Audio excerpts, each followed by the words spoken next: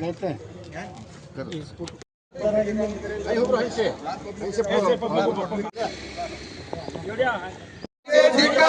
ಧಿಕ್ಕಾರ ಧಿಕ್ಕಾರ ಸ್ವಾಮೀಜಿಗೆ ಧಿಕ್ಕಾರ ಧಿಕ್ಕಾರ ಧಿಕ್ಕಾರ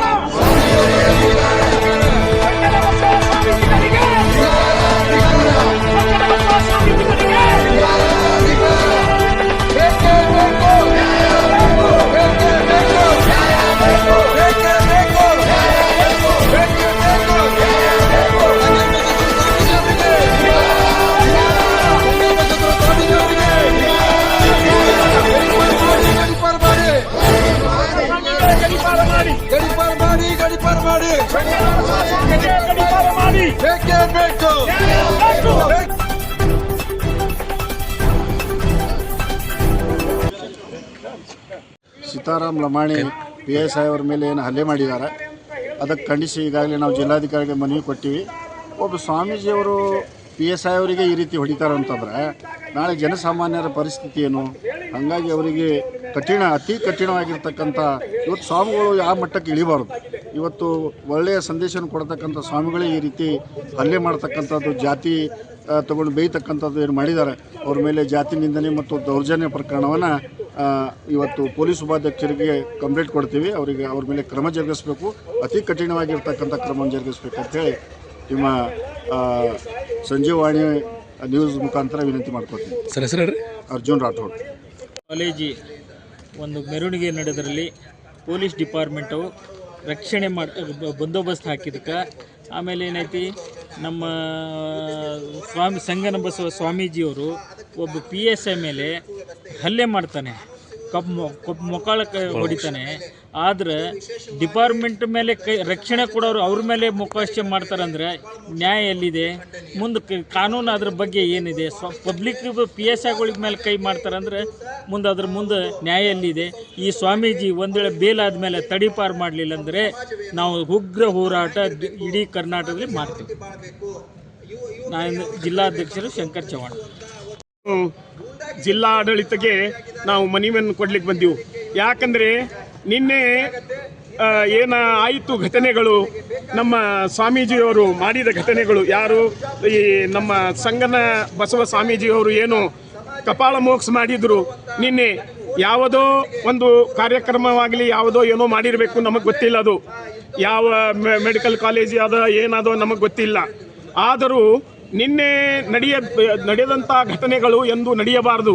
ಯಾಕೆ ಹೇಳ್ತೀನಿ ಅಂದರೆ ಈ ಪೊಲೀಸ್ ಡಿಪಾರ್ಟ್ಮೆಂಟ್ ಪಬ್ಲಿಕ್ಕನ್ನಾಗಲಿ ಈ ಸ್ವಾಮೀಜಿಗಳನ್ನು ಕಪಾಳ ಮೋಕ್ಷ ಮಾಡಿದರೆ ಮುಂದೆ ನಮ್ಮದ ಗತಿ ಏನು? ಪೊಲೀಸರದ ಗತಿ ಏನು? ಪೊಲೀಸರ ಮೇಲೆ ದುರ್ಜನೆ ಮಾಡ್ತಾರೆ ಇವರು. ಪೊಲೀಸರ ಮೇಲೆ ಹಠಾತ್ತನೆ ದಾಳಿ ಮಾಡ್ತಾರಂದರೆ ಪೊಲೀಸರು ದಾಳಿ ಮಾಡಿದವರಿಗೆ ಇವರು ತಕ್ಕ ಸಾಕ್ಷಿ ಮಾಡಬೇಕು.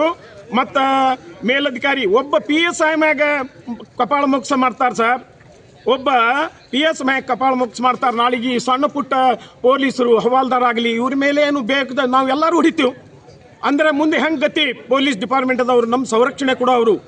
ಪೊಲೀಸ್ ಡಿಪಾರ್ಟ್ಮೆಂಟ್ ಅಂದರೆ ನಾವು ಅದೀವು. ಪೊಲೀಸ್ ಡಿಪಾರ್ಟ್ಮೆಂಟ್ ಇಲ್ಲಂದ್ರೆ ಈ ಭೂಮಿ ಮೇಲೆ ಯಾರೂ ಬದುಕಲಿಕ್ಕೂ ಸಾಧ್ಯ ಇಲ್ಲ. ಪ್ರತಿಯೊಂದು ವಸ್ತು ಆಗಲಿ, ಪ್ರತಿಯೊಂದು ಇದು ಆಗಲಿ. ಅದಕ್ಕೆ ನಾವು ನಿನ್ನೆ ಏನು ಮಾಡಿದಾರ, ಇವು SP ಸಾಹೇಬರಾಗಲಿ ಪೊಲೀಸ್ ಡಿಪಾರ್ಟ್ಮೆಂಟ್ ಅದವರು ಏನು ಅವರಿಗೆ ತಕ್ಕ ಶಿಕ್ಷೆ ಕೊಟ್ಟಾರ. 27 ಮಂದಿ ಮ್ಯಾಗ FR ಮಾಡ್ಯಾರ, 5-6 ಮಂದಿಗೆ ಜೈಲಿಗೆ ಕಳಿಸ್ಯಾರ. ಇದು ಜೈಲಿಗೆ ಕಳಿಸುವಂಥ ಅಷ್ಟೇ ಆಗಬಾರ್ದು. ಅದಕ್ಕೆ ನಾವು ಮೊದಲನೇದಾಗಿ SP ಸಾಹೇಬರಿಗೆ ಭಾಳ ಹುಟ್ಟುಬಿಡ್ತಕ್ಕ ಧನ್ಯವಾದಗಳನ್ನು ಹೇಳಲಿಕ್ಕೆ ಬಯಸ್ತೀನಿ. ಯಾಕಂದ್ರೆ ಇಂಥವ್ರಿಗೆ ತಕ್ಕ ಸಾಕ್ಷಿ ಮಾಡ್ಕೋತಿರ್ಬೇಕು ಅಂತ ಒಬ್ಬ ದಕ್ಷ ಆಡಳಿತಗಾರ SP ಆದಾರಂತನೇ ಇವೆಲ್ಲ ಕೆಲಸ ಆಗಿದೆ. ಅದಕ್ಕೆ ಸಾಹೇಬರು ಬೇಕಾದವರು ಬರಲಿ, ಬೇಕಾದವರು ಹೋಗಲಿ, ಆದರೆ ಎಲ್ಲಿ ಅನ್ಯಾಯಕ್ಕಾದ ನಮ್ಮ ಪೊಲೀಸ್ ಸಿಬ್ಬಂದಿಗಳನ್ನು ತಕ್ಕ ಶಿಕ್ಷೆ ಇವರಿಗೆ ಮಾಡಲೇಬೇಕು. ಮತ್ತು ಈ ಸ್ವಾಮೀಜಿಗೆ ಗಡೀಪಾರು ಮಾಡಲೇಬೇಕು. ಬರೀ ಶಿಕ್ಷೆ ಆದರ ಸಾಲದು, ಗಡೀಪಾರು ಮಾಡಬೇಕಂಥೇಳಿ ನಾನು BB ಲಮಾಣಿ, ಕರ್ನಾಟಕ ಪೊಲೀಸ್ ಮಹಾಸಂಘದ ಜಿಲ್ಲಾಧ್ಯಕ್ಷ. ಬೇರೆ ಸ್ವಾಮೀಜಿಯವರು ಬರೀ ಮಾತನಾಡಿದರು, ಅವರಿಗೆ ವಿಜಯಪುರ ಜಿಲ್ಲೆಯಿಂದ ಗಡೀಪಾರ ಮಾಡಿದರು. ಬಹುಶಃ ತಮಗೆಲ್ಲರಿಗೂ ಗೊತ್ತಿದೆ, ಸ್ವಾಮೀಜಿ ಅಂದರೆ ಶಾಂತಿಯ ಪ್ರತೀಕ. ಸ್ವಾಮಿಗಳು ಎಲ್ಲ ಸಮಾಜ ಅವ್ರಿಗೆ ಅಷ್ಟೇ ಇರುತ್ತೆ. ಸಮಾಜಕ್ಕೆ ಒಳ್ಳೆಯ ಶಾಂತಿ ತರುವಂತ ಮಾಡ್ತಾರೆ. ರಾಜ್ಯಕ್ಕೆ, ಜಿಲ್ಲೆಗೆ ಏನಾದರೂ ಇವತ್ತಿನ ದಿವಸ ನಮಗೆ ಒಳ್ಳೇದಾಗತ್ತೆಪ್ಪ ಅಂದರೆ ಸ್ವಾಮೀಜಿ ಅವರಂತೆ ನಾವು ಬಯಸ್ತೀವಿ. ಏನಾದರೂ ಸಂಸ್ಕಾರ ಕಲಿಬೇಕಂದ್ರೆ, ಏನಾದರೂ ನಾವು ಇವತ್ತಿನ ದಿವಸ ಸಮಾಜದಲ್ಲಿ ಬದಲಾವಣೆ ತರಬೇಕಂದ್ರೆ ಸ್ವಾಮಿಗಳ ಹತ್ರ ಹೋಗ್ತೀವಿ. ಯಾಕೆ ಹೋಗ್ತೀವಿ ಅಂದ್ರೆ ಸ್ವಾಮೀಜಿ ಅವರು ಈ ನಮ್ಮ ಸಮಾಜವನ್ನು ಇವತ್ತಿನ ದಿವಸ ಒಳ್ಳೆಯ ದಾರಿಗೆ ತಗೊಂಡು ಹೋಗ್ತಾರೆ ಅನ್ನುವಂಥ ಭರವಸೆ ನಮಗೆಲ್ಲ ಯೂತ್ಸ್ರಿಗೆ, ಹಿರಿಯರಿಗೆ, ಪ್ರತಿಯೊಂದು ಸಮಾಜಕ್ಕೆ ಇರುತ್ತೆ. ಆದರೆ ಸ್ವಾಮಿಗಳು ಕಪಾಳ ಮೋಕ್ಷ ಮಾಡ್ತಾರಪ್ಪ ಅಂದರೆ ಇವರು ಸ್ವಾಮೀಜಿ ಅಲ್ಲ, ಗೂಂಡಾಗಳು ಇವರು.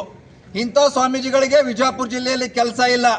ಇಂಥವರಿಗೆ ಮಠದಲ್ಲಿ ಇಟ್ಕೊಳ್ಳುವಂಥ ಇವತ್ತಿನ ದಿವಸ ಯಾರೇ ಭಕ್ತಾದಿಗಳಿರಲಿ, ಇವತ್ತು ಯಾರೇ ಸ್ವಾಮೀಜಿಗಳಾಗಿರಲಿ, ಅವ್ರ ಸಮಾಜಕ್ಕೆ ಧಕ್ಕೆ ತರುವಂಥ ಕೆಲಸ ಮಾಡ್ತಾರಪ್ಪ ಅಂದರೆ ಅವ್ರು ಸ್ವಾಮಿಗಳೇ ಅಲ್ಲ. ಇವತ್ತಿನ ದಿವಸ ಸಾಮಾನ್ಯ ಪ್ರಜೆಗಳಿಗೆ ಮಾಡಿರೋದಲ್ಲ, ಅಧಿಕಾರಿಗಳಿಗೆ ಕಪಾಳ ಮೋಕ್ಷ ಮಾಡಿರುವಂಥದ್ದು.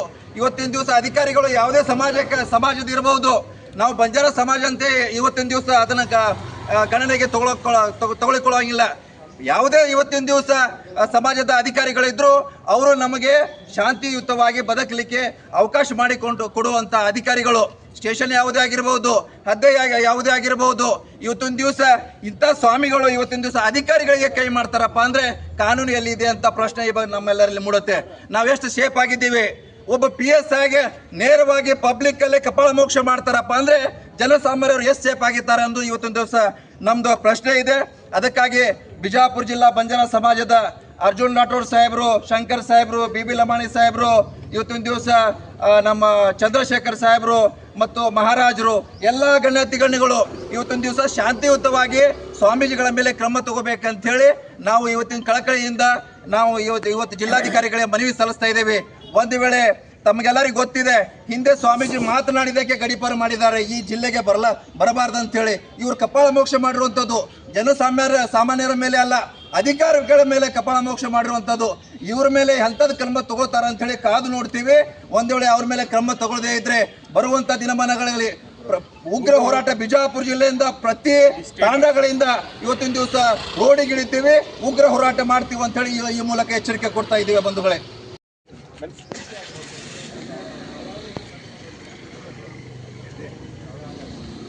ಇವತ್ತು ಬಿಜಾಪುರ ಕರ್ನಾಟಕ ರಾಜ್ಯ ಬಂಜಾರ ಮಹಾಸಭಾ ಮತ್ತು ಬಿಜಾಪುರ ಜಿಲ್ಲಾ ಕ್ರಾಂತಿ ದಳದ ಸಹಯೋಗ ಮತ್ತು ಎಲ್ಲ ಬಿಜಾಪುರ ಜಿಲ್ಲೆಯ ವಿವಿಧ ತಾಂಡಗಳಿಂದ ಬಂದಿರತಕ್ಕಂಥ ಎಲ್ಲ ಮುಖಂಡರುಗಳಿಂದ ಸೇರಿಕೊಂಡು ನಿನ್ನೆ ಬಿಜಾಪುರ ನಗರದ ಮುಗಳಕೋಡ್ ಮಠದ ಹತ್ತಿರ ಏನು ಸರ್ಕಾರಿ ವೈದ್ಯಕೀಯ ಕಾಲೇಜ ಆಗ್ರಹಿಸಿ ಧರಣಿ ಹೋರಾಟದಲ್ಲಿ ಸಂಗನ ಬಸವ ಎಂಬ ಸ್ವಾಮಿಗಳು ಇವತ್ತು PSI ಆಗಿರ್ತಕ್ಕಂಥ ಸೀತಾರಾಮ್ ಲಮಾಣಿ ಅವರಿಗೆ ಅವ್ಯಾಚ್ಯ ಶಬ್ದಗಳಿಂದ ಬೈದು ಇವತ್ತು ಸೀತಾರಾಮ್ ಲಮಾಣಿ ಅವರಿಗೆ ಹೊಡೆದು ಕಪಾಳ ಮೋಕ್ಷವನ್ನು ಮಾಡಿ ಇವತ್ತು ಇಡೀ ಬರೀ ಬಂಜಾರ ಸಮಾಜ ಅಷ್ಟೇ ಅಲ್ಲ, ಎಲ್ಲ ಸಮಾಜಕ್ಕೂ ಸಹ ಆಧಾರ ತೋರಿಸ್ತಕ್ಕಂಥ ಕೆಲಸವನ್ನು ಸ್ವಾಮೀಜಿಗಳು ಮಾಡಿದ್ದಾರೆ.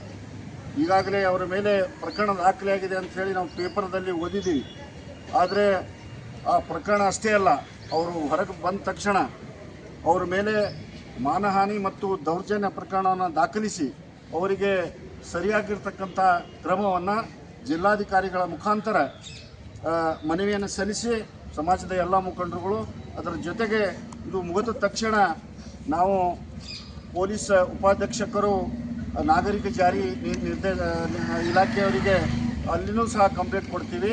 ಅಲ್ಲಿನೂ ಮಾನಹಾನಿ ಮತ್ತು ದೌರ್ಜನ್ಯ ಪ್ರಕರಣವನ್ನು ದಾಖಲಿಸಬೇಕಂತ ಹೇಳಿ ಮಾನ್ಯ ಜಿಲ್ಲಾಧಿಕಾರಿಗಳ ಮುಖಾಂತರ ಬಿಜಾಪುರ ಜಿಲ್ಲೆಯ ಎಲ್ಲ ಬಂಜಾರ ಸಮಾಜದ ಮುಖಂಡರುಗಳ ಪರವಾಗಿ ವಿನಂತಿಯನ್ನು ಆಗ್ರಹವನ್ನು ಮಾಡ್ತೇನೆ ಈ ಸಂದರ್ಭದಲ್ಲಿ.